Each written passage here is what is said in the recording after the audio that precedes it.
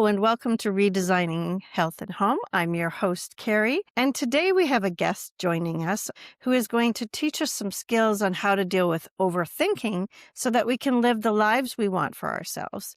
Joining me is Dr. Patricia Zarita Ona, who goes by Dr.Z. Her website is thisisdrz.com. Dr. Z is a psychologist by training. She's an author of 6 books and a co-author to 2 more. She's conducted over 140 workshops, both nationally and internationally, including a TED Talk called Stop Playing It Safe and Start Living. Dr. Z runs a boutique practice and loves to create resources for her clients. She has a podcast called Playing It Safe.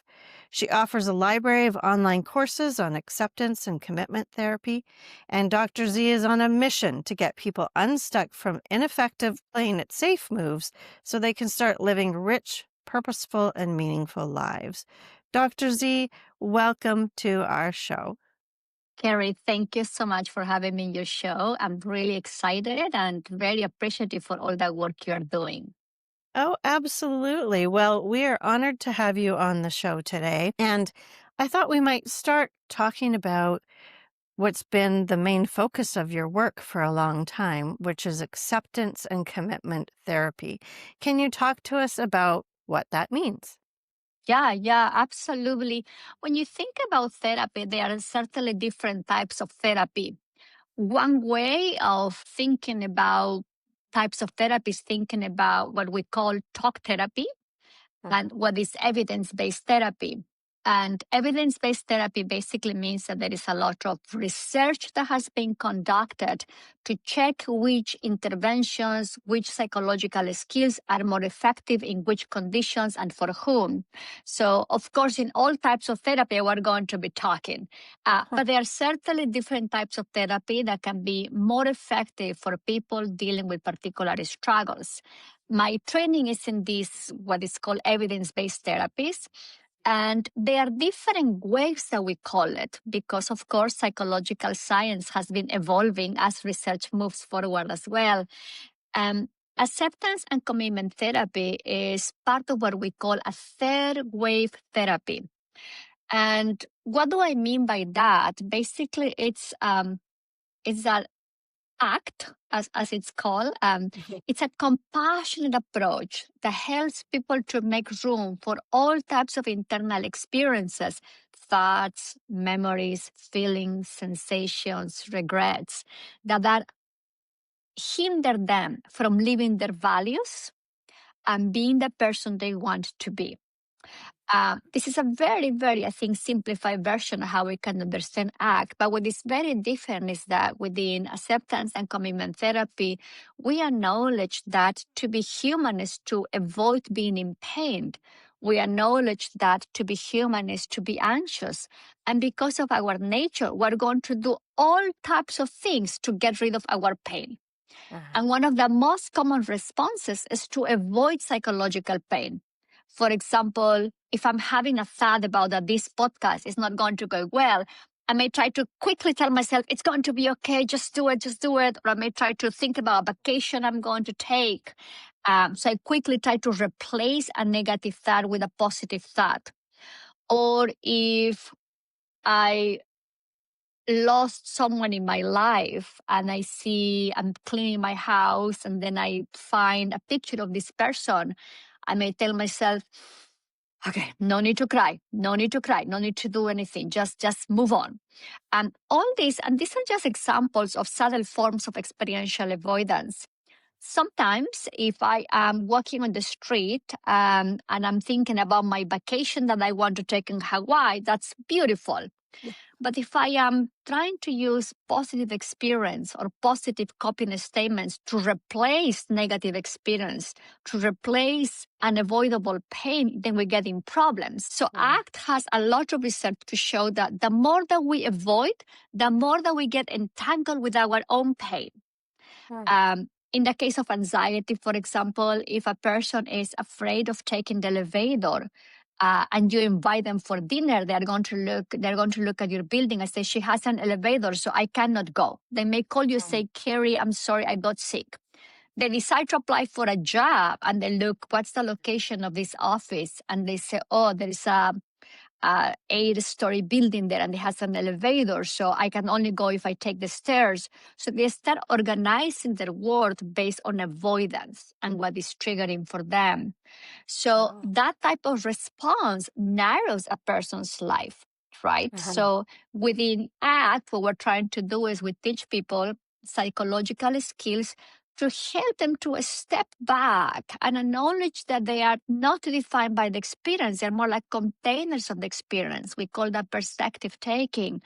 We teach them psychological skills to make room for all the yucky stuff that comes when Mm. we get scared, when we get anxious, when we are in any type of psychological pain.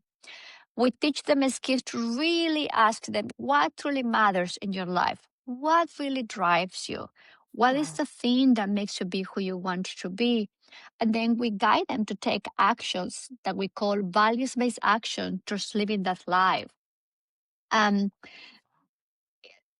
that's in a nutshell what acceptance and commitment therapy is. Um, and the other way to think about this is that, and there's very interesting research on this, a lot of research is showing this. The main goal of learning acceptance and commitment skills is to learn to be psychological flexible.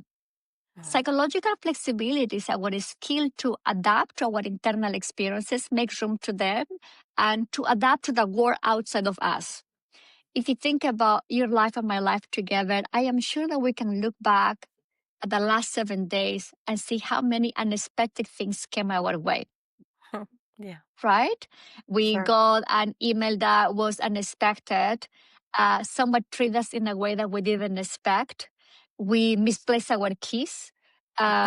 We suddenly hear that a friend is struggling with an illness. We have a fight with our partner. So all types of things happen to us. Life happens, right? Sure. And our sense of meaning, purpose, and vitality, it is mediated by how much I make room for all the stuff that comes under my skin and for how I choose to respond to the world outside of me. So that Mhm. is being psychologically flexible. If we cannot make room for the stuff that comes under my skin, for the annoying thoughts, the pain, the sorrow that comes. If I cannot respond in a way that is consistent to my values, to the world outside of us, we become psychologically inflexible. And Hmm. psychological inflexibility is actually mediator and a cause of many of our cycle struggles like depression, anxiety, phobias, Mm. playing it safe all the time. So within ACT, right, we really try to teach people psychological skills to be flexible with their internal experiences in the world that happens to them as it happens. So, your area of work is fascinating. I Thank love you. listening to everything that I hear you say. It's so applicable to myself and to Hmm. my family and to so many people I can think of. So, Dr. Z, if the listeners who are listening to you today Hmm. hear the skills that you're going to talk us through in a moment and apply it to their life, what kind of change could they expect for their own lives? Such a great question, Carrie. Of course, my opinion is biased because I'm a practitioner of acceptance and commitment therapy, right? But here's what I can tell you. I discovered acceptance and commitment therapy around 2004 Mhm. um, when I started my doctoral program, my doctoral training. Uh, but I was on the field for years. My undergrad was in school psychology. I did another master's in specialized psychology. And I think with all the training I had, I was an okay person. I can tell you that. I think I was an okay person.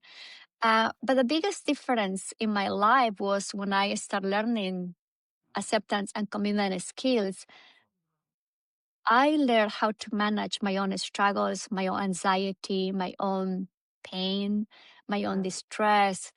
And when I start asking myself what really matters in this moment, what's really, really important, how do you want to show up in this moment, in this situation, in this difficult conversation? and I start taking micro steps towards that, my life changed completely. I think I became much more skillful at managing my own anxieties. I started being much more authentic with myself. Um, I start in some way making more bold moves, not like these big moves that you can imagine, but I think there is something about start living with our values and in contact with our values every single day. And when that becomes second nature, you start living who you're meant to be in some way. You start living a very authentic life. And when you experience that, there is no way you want to go back to the old ways. Mm, So on that sense, I think the biggest, what I hope people that will experience if they learn actor skills is to really see the difference of what means to live a life based on values versus mhm. a life dictated by overthinking or by fear or by anxiety. It is certainly not easy. Living Right. our values, it's not flowers and butterflies. It's actually one of the hardest things we choose to do in life. Right. There are many situations that we encounter in life in which our values act as a guiding principle. But it is so hard because many times you still will feel anxious. You still will Mm, feel, fear of regret. You mhm. still will feel the fear of making mistakes. Um, but rich and well lived life, it is not the elimination of those uncomfortable feelings. It's about learning to make room for those feelings and still take values based steps. And what I took away from what you just said, and also from watching your TED Talk a couple of times, is that the goal of ACT therapy is not to get rid of anxiety, not to get rid of fear. In fact, it's learning the skills to have those feelings because we can't completely get rid of That's them, right. right? It's not possible as a human being. And so to incorporate the skills that you're going to talk to us about in just a moment and use those skills, as you mentioned, to live in your values and to still try to live the kind of life and the kind of person that you want to be. So I love that, and I can't wait to hear about the skills that you're going to talk to us about. uh, Thank you so much for watching the TEDx talk, and I think you captured really the essence of ACT, right? So many psychological models have told us that to be happy, you need to get rid of anxiety. To be Mhm, happy, you have to think positively all the time. Whatever happens, think positively, right? To be happy, you have to manifest this future that is going to come. Psychological science with time has shown us that that's not the case. mhm, Humans, we experience all types of experiences, painful ones, wonderful ones, sweet ones, and we have all types of unwanted thoughts, right? The mind mhm, has a life on its own. So I think there is a huge difference when you learn to make room to that, right? mhm, And to acknowledge that to be human is to feel, to sense, and to have thoughts that many times we don't want to have it. mhm, There are different metaphors to think about this, right? Imagine that all the yucky stuff we go through the day is like um, it's like a ball, like a beach ball. And mhm. if you try to push down the beach ball on the pool, what happens? It It pops bounces up. back, right? Pops up, right? It's exactly like that. The more that we don't want to feel anxiety, the more anxious we get. The more that Mm, we don't want to feel like, what if I fail? The more that we're going to be consumed by the thought. The more mm, that we don't want to feel like an imposter, the more that the thought is going to be there, right? mhm. So, Yes. so in act is very different. And in terms of skills or practical ways to incorporate art into your life, and I speak about this in the TEDx talk, right? Because there's so many psychological skills, Um, but it summarizes there are 6 psychological skills that are important within ACT. Um, Acceptance, perspective taken, contact with the present moment, values, committed action, and diffusion. So I'm going Okay. to briefly share the 6 of them so people can get a flavor of how they look. Um, when you think about acceptance, we're really thinking about learning to make room, to open up, to notice um, all the uncomfortable feelings, sensations, thoughts, memories we have. From the Uh-huh. moment we open our eyes to the moment we fell asleep, there is all types of feelings that come up, right? Or Uh-huh. sensations or thoughts that we don't like. Um, so acceptance means opening up to them instead of constricted, right? Instead of denying it, instead of saying, oh, it's not there. Well, I want to look at that. It's about, I'm going to make room for this. I'm Okay. noticing my heart is beating fast. I'm noticing my hands are getting sweaty. Uh-huh. I'm noticing there is like a hollow sensation on my chest. Acceptance is really opening up, tuning in into that. Hmm. Then diffusion, it's a psychological skill that refers to the ability of noticing thoughts for what they are. So this idea of noticing thoughts for what they are, it also means acknowledging that thoughts are letters and words put together. Hmm. It means about taking a space between who I am and the thought in front of me. So we teach people different skills to look at thoughts as letters printed on the title of a book, um, letters coming through the screen. Imagine that thought you're having is like a text message arriving to you, right? You can sometimes physicalize some of these thoughts.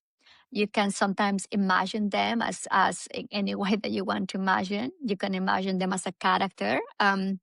But the fusion is really about learning to step back from the content of the mind and acknowledge that you are not defined by the content of your mind. You're more like an observer of that. For example, and I always share this example because it's very real to me.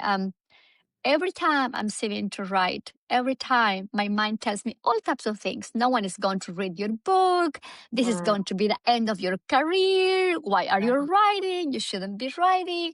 Maybe in your case, your mind tells you, why are you doing the podcast? It's so much Yeah. work, right? You Right. shouldn't be doing this podcast. Do you know what you're doing? It is expected that when we care, our mind will tell us all types of things. Not Mm. because our mind is our enemy, but because it's trying to protect us from making a fool of ourselves, to fail, right? So it's a Right. very annoying way. It's like having a nagging friend that is protecting us, right? Um, so what I have been doing over the years using an active skill, using diffusion, is I imagine all those thoughts as little ghosts. They're little ghosts that are on my shoulder. So every time I sit to write down, to start typing, I Uh-huh. visualize this little ghost. They're like blah blah blah blah blah blah blah, right? And that's why values for me is extremely important. I really mean it when I say that. I think learning to manage our fears, anxieties is a psychological skill of the 21st century. I Mm. think if we don't learn to manage that, we really stop narrowing who we are. We start living inauthentic lives. So I'm very passionate about disseminating, and I try to disseminate in many ways. And every book I have written is coming from that. Uh-huh. But that's a values, right? Dissemination of act skills apply for overthinking or anxiety problems. But that comes with these little ghosts, right? So the Uh-huh. fusion is acknowledging that these ghosts, these little thoughts, don't Uh, define me. I can Okay. still use my hands to type every single word that I need to Right. write, right? Okay. S- So if I could just pause you for a moment there. Please, So please. I'm imagining um today I'm about to get on the interview with you and I'm feeling a little nervous because we haven't met before and I want to make sure I do a great interview with you. And so there's that kind of, butterflies or anxiety coming up. And so, are you suggesting that, for example, I imagine that anxiety of, oh, what if the podcast doesn't go well? If I imagine it's on a bus that goes by and I see it go by and I acknowledge, oh, that's some anxiety because I want to do well. So, is it acknowledging that that's there, but not letting it stop me from doing the podcast? Is that kind of the That way of thinking about it? That is a beautiful, beautiful understanding, Carrie. I think there are many metaphors that we can use for relating to our thoughts, right? There is visualizing them, like letters printed on the bus, right? Or Mhm. a billboard on the freeway, or text of a Mhm. book. Or sometimes you can do a simple gesture, right? Like when your mind comes to the criticizing thought, you can open your hand, hold it, and just put it in your pocket, right? Hold Mhm. it, put it on your pocket, right? Yeah. You can sometimes, if you have the space, you can say the thought in your mind like 30 seconds, right? Mhm. No one's going to read this book. No one is going to read this book. No one is going to read this book, right? So there are many, many ways, basically. But the idea really is acknowledge that the mind has a life of its own, that we're not defined by the content of our mind, Mm. that our lives are defined by our actions, by the Okay. things that we do with our mouth, with our hands, with our feet. So Mm. that's the idea with the future. And that's what leads me to the next skill, which is perspective taking, without going into so much metaphysical stuff, right? But there is a part of us that experiences things, right? The senses and feels, right? That we have our heart beating fast. But there is also a part of us, and every human being experiences this in life. There is a part of us that it's more like an observer of those experiences. So in ACT, we teach you skills to learn to step back and see that this is Patricia who is talking in this moment, who is feeling and sensing what it means talking to Carrie, and there is Patricia observing this. Mm. We talk about that as perspective taking on the observer self. And that is very important. That is a skill that is going to develop along with acceptance and with the fusion. Because once you start looking at yourself as, the container again of these experiences, you can also step back and realize that you're not defined by that. That Mhm. anxiety, the sadness, or the thoughts you have, it's the stuff that comes and goes, but your observer self remains.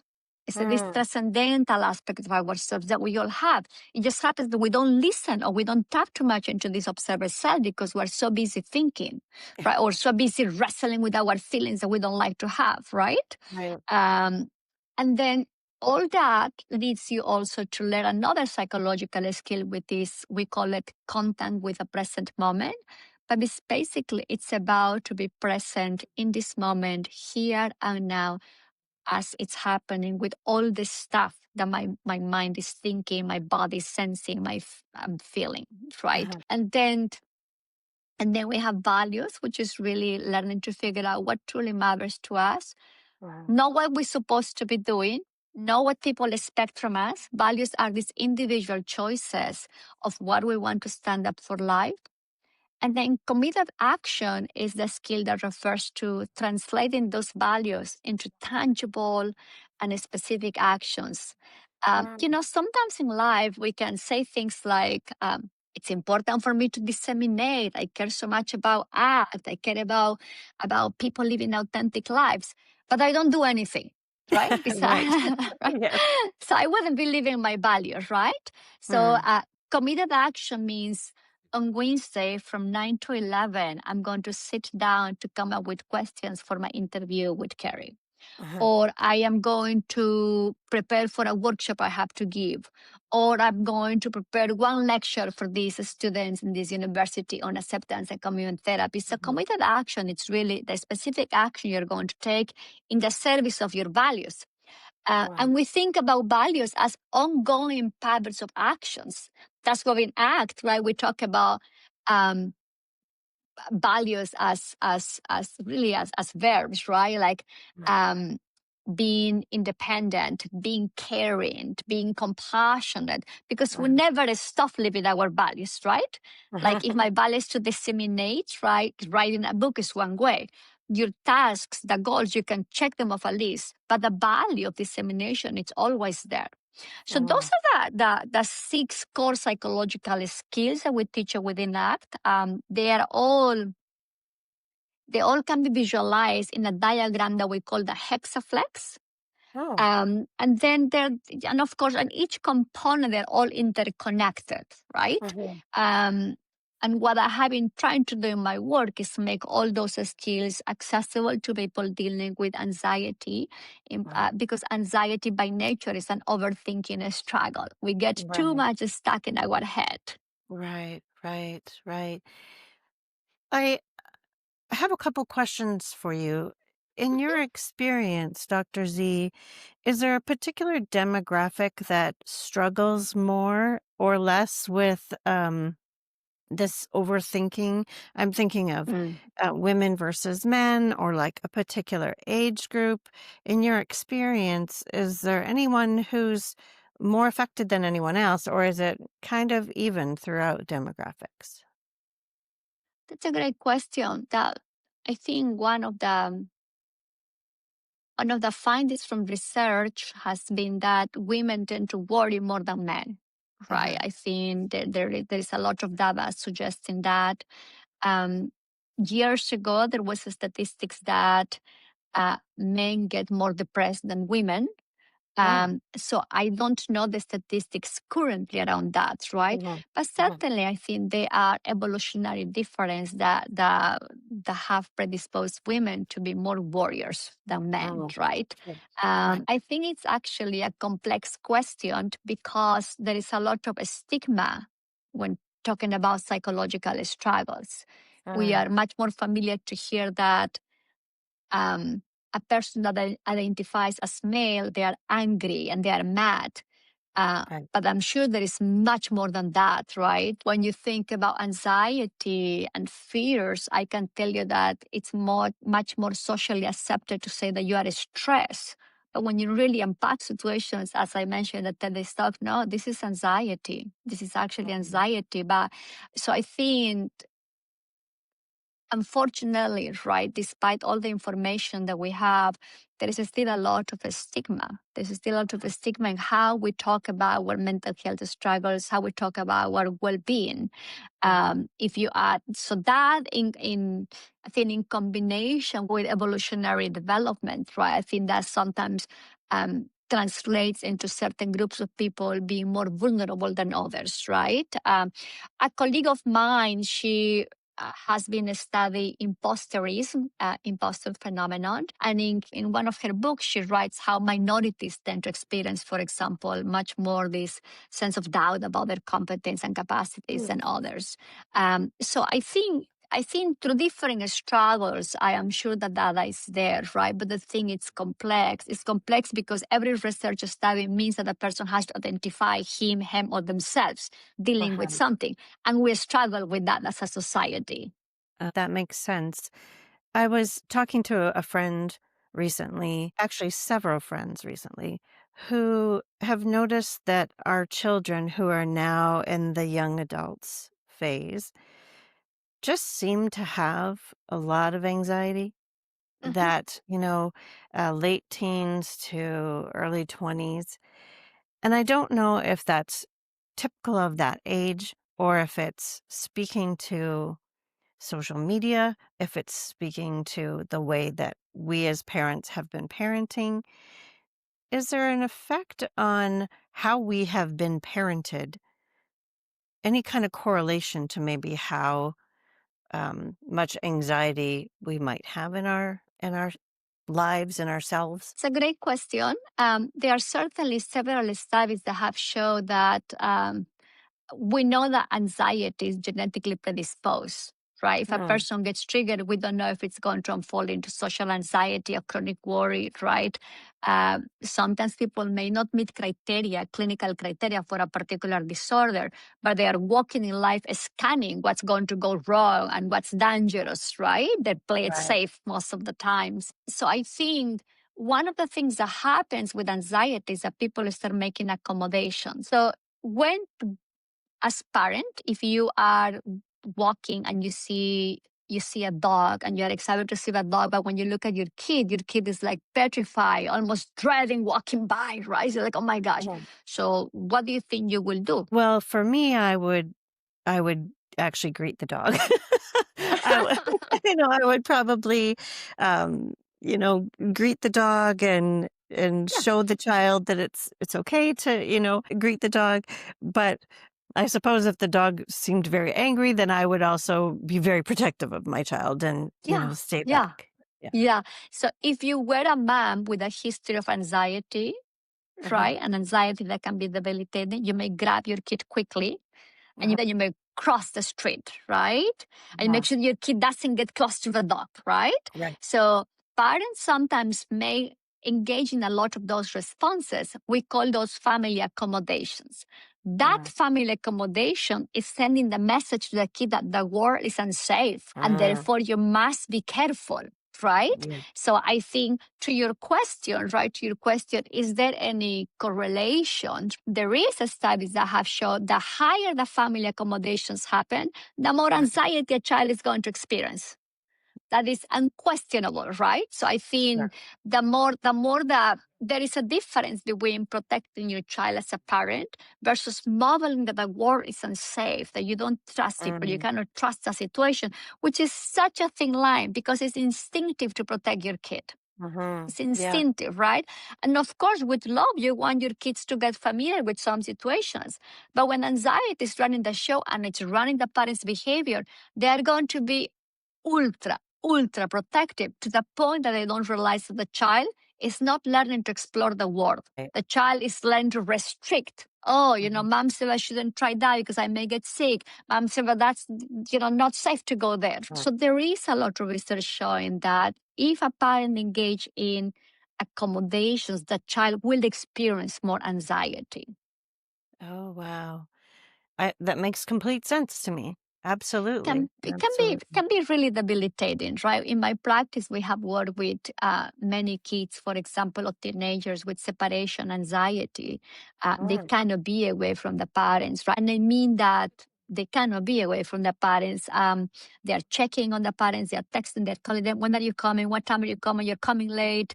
It looks like cute behavior, but actually, it can be a child asking for reassurance. Why that happened? Right. Because there has been a family accommodation, right? Yeah. Because Yeah. every time the child texts on the parent, you say, okay, no, he's just being cute. He wants to know when I'm coming back. And of course, it's natural to do that. But when you have a behavior with high frequency that is happening too much, too Mhm. often, and the purpose of that is for the child to feel like, okay, mommy's okay. Nothing bad is happening. Then that is a family accommodation that is actually not helping the child. It's really leading the child to experience more anxiety. And adults also, we do have a lot of interactions that have the similar purpose when our partners make accommodations for us. Or when sometimes there are situations that can be extremely anxiety provoking for us. And we play it safe by telling ourselves, I won't ever get that. It's not for me. I shouldn't ever try, right? So there's a Mm. lot to say in terms of these accommodations that people do for others and how we experience anxiety and the anxiety cycle gets reinforced. So, Dr. Z, I was on your website and I noticed that you have a nice library of online Thank you. courses that people can take. So, if somebody feels like overthinking, playing it safe, anxiety is really running their life, what do you suggest that people do? Where can they even start to maybe get some help? Think the first thing is to really acknowledge that our mind has a life on its own, that our mind is constantly thinking and thinking, chop, chop, chop, blah, blah, blah, yap, yap, yap. Um, that is a very, very important step. Um, because when we notice that the mind has a life on its own, then we can learn that we have to develop a new relationship with our mind. Sometimes I Mm. talk in my work when I'm coaching clients or when I'm doing therapy, I talk about it's about learning to date your mind, right? It's about learning to date your mind a different way. And I think that is important, right? Sometimes if your mind comes with criticizing thoughts, you may say, hello, criticizing mind. There you are. It's a matter of time you will be here, right? But it's a knowledge that the mind has a life on its own, and then start noticing and naming those thinking patterns. So perhaps your mind is preoccupied with making mistakes in the future. You may decide to call your mind Miss Fortune Teller, right? Say here, hello, good morning, Miss Fortune Teller, right? Um, Mhm. it may sound very simple, this idea of noticing and naming or noticing and labeling, but it actually creates a space between the content of our mind and ourselves. And Mm, of course, with many things that we try at the beginning, they feel awkward, they feel weird, they feel like, what is this, right? But there is a lot of science showing behind this micro skill, noticing and naming. You cannot notice and naming without acknowledging that your mind is constantly on and on, right? mhm, I sometimes think of that as an act of humility, acknowledging that no matter where we are, the mind will be going on and on. That uh-huh. and we don't want our mind to run the show all the time. Sometimes very helpful, but not all the time. Right. Right? Sometimes very helpful, but not all the times. Um, I think the other place where I will invite you to start is to really, to people listening to us, is really ask themselves the questions when they are facing any type of emotional discomfort or they have thoughts that are really unpleasant, to ask themselves, how do I want to show up in this moment? What really matters to me in this moment? What Mm, is really, really important? That question may sound very simple again, but we step into our values.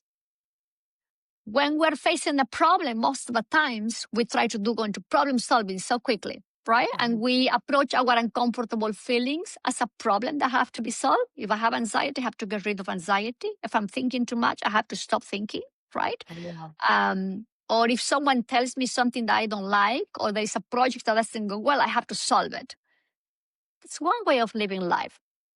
But there's a different way when in every situation you ask yourself, what really matters to me right now? yeah, What's really important? uh-huh, And what matters has nothing to do with doing the right thing. It has to do with my values. With my mm, values. What is how do I want to show up? How do I want to be remembered by the person in front of me right now? How do I want to treat myself in this moment? What's the value here? What is important?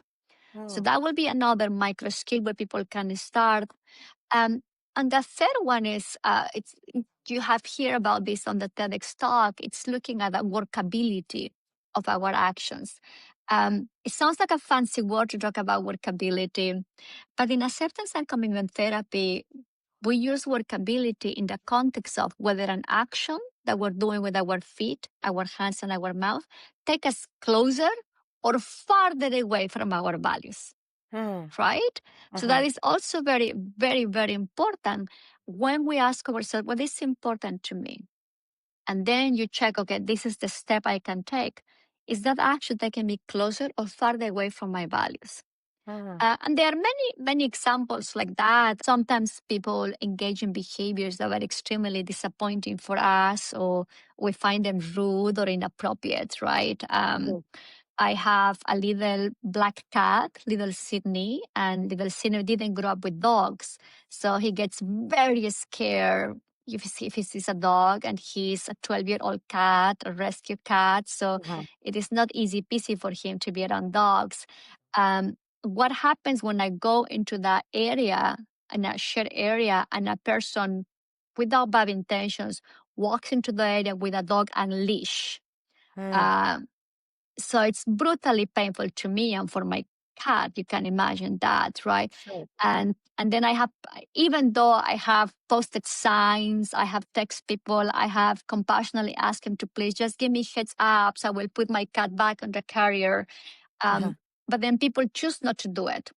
right, So of course I get very, very mad, right? right, And I feel like right, it's screaming. I say, like, what's wrong with you? How come you don't understand this, right? Like, it's a right, sign, don't you see it? But none of that will be in the service of cooperation, because right, fundamentally I believe that we all have to learn to coexist in a shared space, right? uh-huh, I am not saying that sometimes acting on anger is not appropriate. Sometimes, yes, right? If uh-huh, someone, there are situations in which anger based responses are appropriate, but not all the time. uh-huh, So we ask you to distinguish what is workable in this context, in this moment. uh-huh, To me, when a dog owner, for whatever reason, decide not to read the sign and unleash the dogs, and they do it multiple times, I still choose not to act on anger because it's a shared space. I have to figure out other ways, right? Is it right, frustrating? Yes. Is it annoying? Yes. Is it extremely disappointing? Yes, all of that. But I don't want to be the person screaming to another person. Mm. right? I just fundamentally don't. Now, if this happens 3 months on an ongoing basis, I may say, actually, no, I am going to get really mad. I'm going to act on this. So Right. it's the context that defines the workability of our behaviors. So that's Mm. what is also very unique in act, right? So Uh-huh. it is not about what's right or wrong. It's really more about in this given moment, in this situation, what matters to me.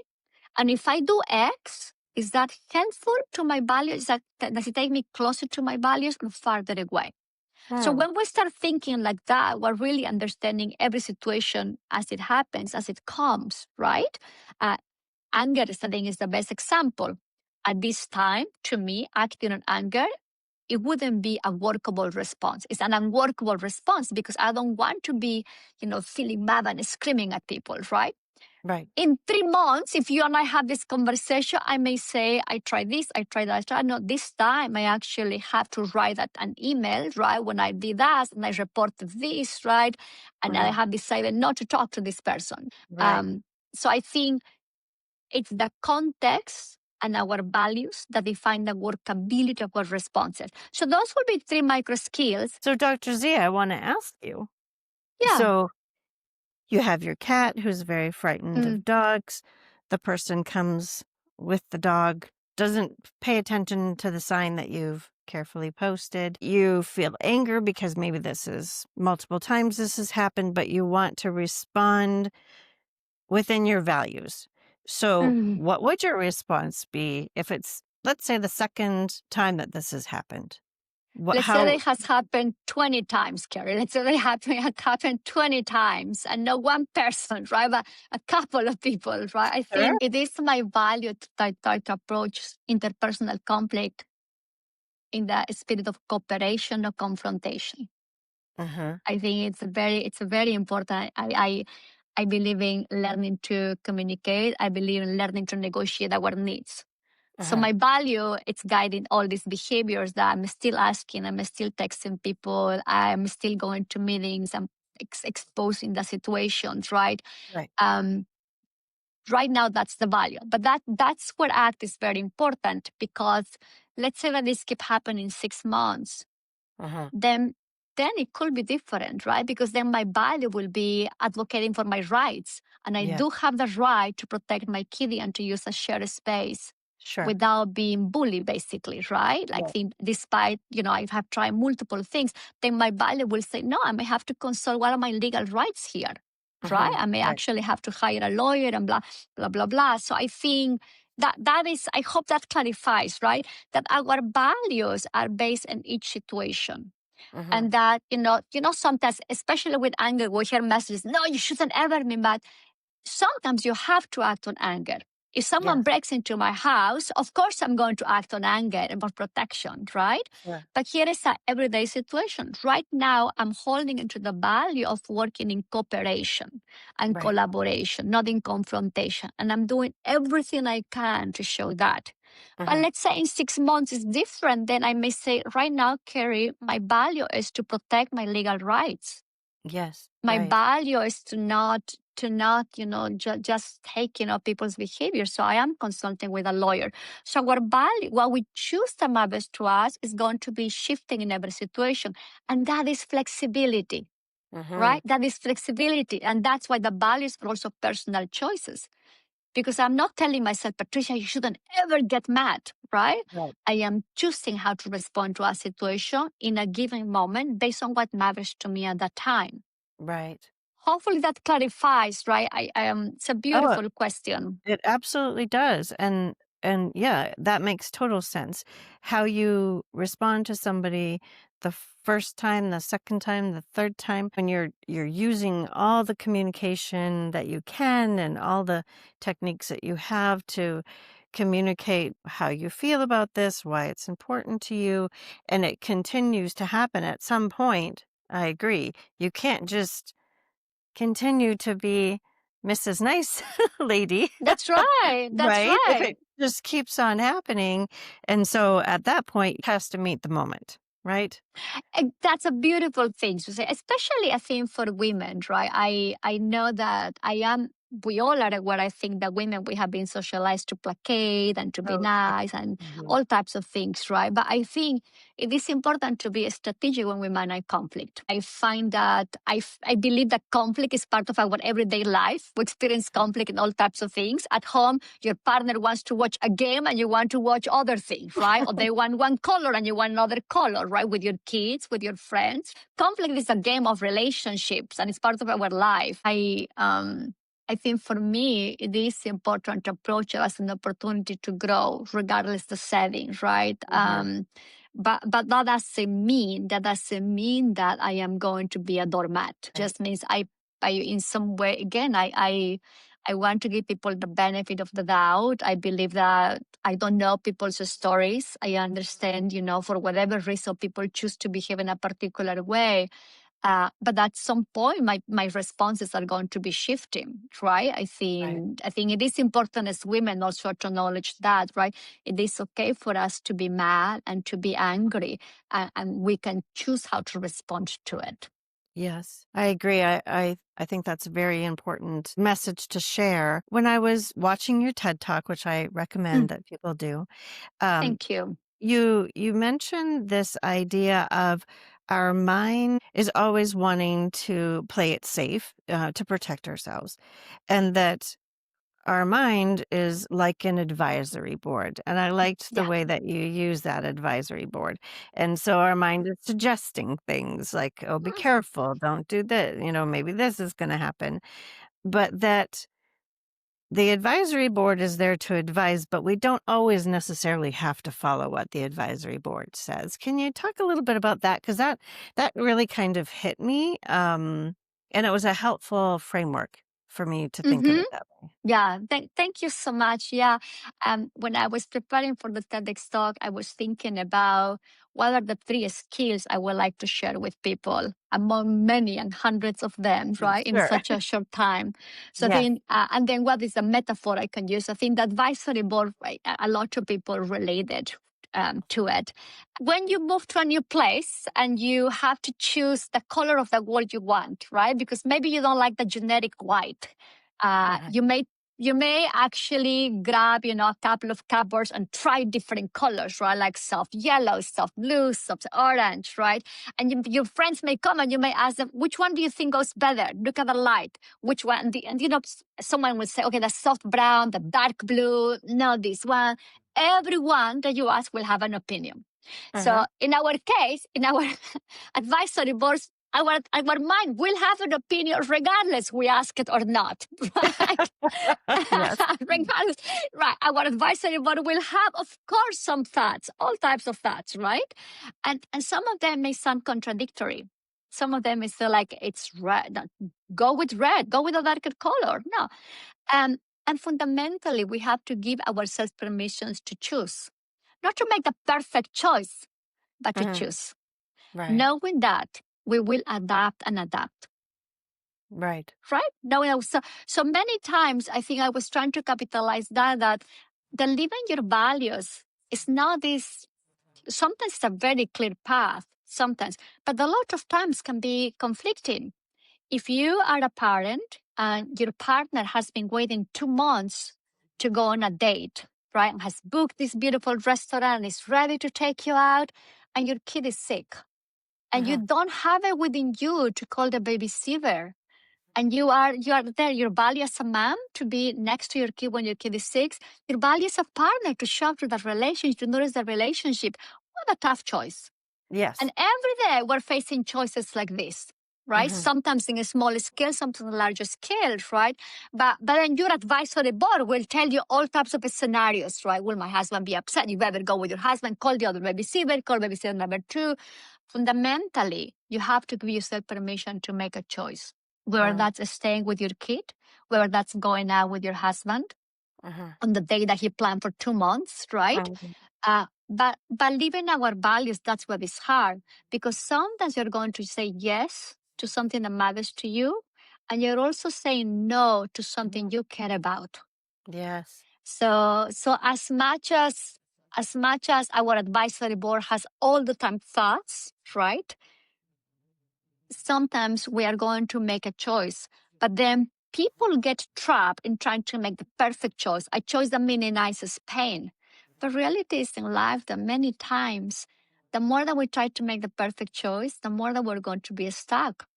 Sometimes Mm, we have to give ourselves permissions to make a choice yeah, based on the value of the moment. And sure. we grieve saying no to something different that we also care about. So that's what I try to mean that there are times in which the advisory board has one single advice, right? But there are times in which it has many. And they may look contradictory, right? And then we have to go back to the values, and then we have to go back to workability. Right. Um, I hope that clarifies a little bit what I was trying to Yeah, yeah, it teach really people. does. And the scenario that you presented there about going on the date with your husband that he's been planning for 2 months or staying home with the sick child, there is no great choice there, right? And so sometimes it's making the best choice with the information you have at that time. And yeah, somebody ultimately is going to be disappointed, right? But you just do the best with the information you have at the time. I think that's very good advice. That's right. I think there is one online class I have on perfectionists, active skills for perfectionists. The reason why I work on that class is because many times we assume that perfectionist is focused on academic activities, but actually, perfectionism can be embedded into every single thing of our life in every aspect. Mm, You can be trying to live your faith in a very perfect way, to the way mhm, that actually narrows your life. You can try to be the perfect parent all the time, right? You can try to be the perfect friend that is always showing up to others. You mhm, can try to be the perfect neighbor, right? So perfectionist, there is a lot of interpersonal perfectionism in our life. And think many times goes unseen, many times go unseen and unspoken because we think oh, that's just how people are. But in mhm, fact, all what they're doing is protecting themselves from the fear of failing, failing as parents, failing as friends, failing as coworkers, failing as neighbors, failing in mhm, their faith, failing in their community life. So I think all that to say that when we are living our life, we have to pay attention to what's driving, right? mm, Because without realizing, we are overthinking and anxiety are driving our actions, not too much mhm, our values. One of yeah, the tricky parts with perfectionism is that people start failing to their standards because it's not the ideal self, right? There is this vision mm, about how you're supposed to be, how you're supposed to be the friend that is always available to others. So right. that's why sometimes it's hard, right? Sometimes people will distinguish that there is the expectation from others for themselves, Uh-huh, right? And then you can separate from that and individuate from that. uh-huh, But sometimes there is what we call self-focused perfectionism, when a person is petrified about failing to their standards. mm, And you may see that a lot with some of your friends or some of colleagues sometimes, right? Um, that there are sometimes people who deeply care about what they do. To the heart, I'm one of those people. You deeply care about that. With that comes that you do things that matter to you without people telling you, right? Because you have a mm, strong intrinsic motivation. But mhm, that comes with, if you mess up, it's like, oh my gosh, what type of idiot I am? How I'm doing this, right? But it's not for others. They are not putting the standards on you. No one asked me to write 7 books. I did it, right? It's my own standard, right? sure. It's my own standard. So I think when perfectionist is self-focused, people are much more concerned about failing to themselves. They Mm, will experience, shame about failing others, but they are very preoccupied with their own standards. Even though people around them tell them, but it's not too bad, you are mm, blah, blah, blah, right? But for them, they fail to this idealized self that they have, how they're supposed to be, how they're supposed to perform, how they shouldn't make a mistake, right? right. So that's what is a little bit tricky. Mm, Um, that's what makes it a little bit tricky, right? Who do we fail? Yeah, sometimes we can separate ourselves and we say that's mhm, their standards, it's not mine, right? But what happens when our standards are self-imposed, basically, sure. and I hold them with white knuckles, right? I cannot let Mhm, them go. Then this fear about failing to my standards, that's where it gets tricky because I don't know how to let it go. And especially with this self-focused perfectionist, my sense of self, how I see myself is defined by my successes and accomplishment. So if you lose something or something goes wrong, which is what happens in life all the time, then there's a lot of self-criticism, massive amounts of self-criticism, almost Mm. self-attack. You made me think of a few people in my life Mhm. when you mentioned that, actually. Yeah, for sure. Dr. Z, I want to be respectful of your time. I feel like Mhm. we could chat all day long. Yes, yes. I very much appreciate your questions and conversation. So much interesting perspective and information to share. I do want to give you a moment. Is there anything that you want to say to the listeners today before we wrap up? I want to give Mm. you an opportunity. Is there anything that you would like to share? I think for people listening to us, I will invite them to notice when their advisory board is on. I Mm, think that's the short response, right? To notice how your mind goes on and on many times without any prompt. mm, yeah, Just to pay attention to the advisory board and all the noise that comes with it. right, right. And not necessarily to give the advisory board a leading role over your life, but to notice that it's always there and always talking. That's right. That is right. I think that micro skill of start noticing when the mind goes on and on with Mm, all types of messages, sometimes helpful, sometimes not helpful. It's mhm, very important. mhm, It can be life changing. It's a micro thing that we start noticing that. We're like, oh, listen to my mind. Oh, here comes my mind. Oh, of course my mind is going to tell me that. mm. Hello, advisory board. All that can make a difference. Well, Dr. Z, I would love for you just to wrap up today by telling our listeners where they can find you and your books and your courses and your TED Talk and all the things. Where would they find that information? Well, thank you for asking. I do have a website that this is drzcom. The TEDx talk is available in YouTube. It's called Stop Playing It Safe and Start Living. It's a 17-minute talk that summarizes our conversation. I think could be a good addition. And my latest book is a book on procrastination, Hmm. which is a very huge struggle for many people. Yeah. So it's a book applying ACT skills for dealing with chronic procrastination. And for me, I think it was special to write this book because I think it affects everyone across ages. Speaking about Yes. demographics across ages, it's not just academically, and the challenge is that it comes with a lot of shame. And most people think that if you procrastinate, it's a matter of time management or use the Pomodoro technique or use to-do list. None of that, no productivity hack is going to help a person with procrastination unless we help him to practice psychological skills to change from the inside to the outside. So in the book, I lay out a program basically. The first 6 chapters focus on how you can deal with all the self doubt, with all those uncomfortable emotions.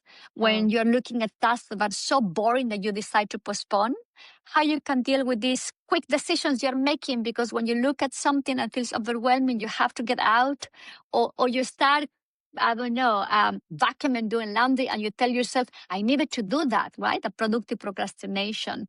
So the mm, first 6 chapters tap into all these drivers.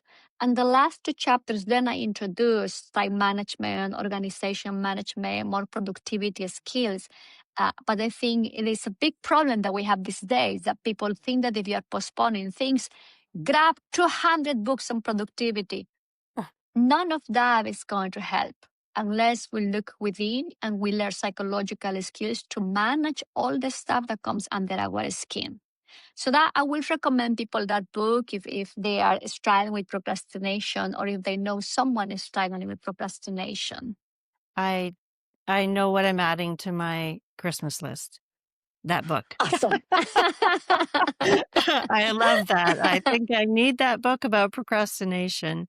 Well, Dr. Z, I so much appreciate your time and your expertise today. I hope that our listeners will go and check out your website with all that valuable information on there about your books and your podcast and your TED Talk and all the things. So thank you so much for your time today, and I wish you the very best. Thank you so much, Carrie. It was lovely to chat with you. And again, my sincere appreciation for all the work that you and Megan are doing. I really, really appreciate it. Thank you so much, and have a great day. Thanks for listening to the Redesigning Health and Home podcast. If you've enjoyed this episode, we would love for you to like, share, and follow along so you can catch us on all future episodes. You can find me, Meg, at Fit, Fed, Feeling Good on Instagram, Facebook, and YouTube. And you can find me, Carrie, on my website at homestylewithcarrie.com and on Instagram and Facebook at Homestyle with Carrie. That's Kerri. And you can find both of us at Redesigning Health and Home on Instagram and Facebook. So join us next time for more inspiration on creating a home and a lifestyle that truly supports your best self.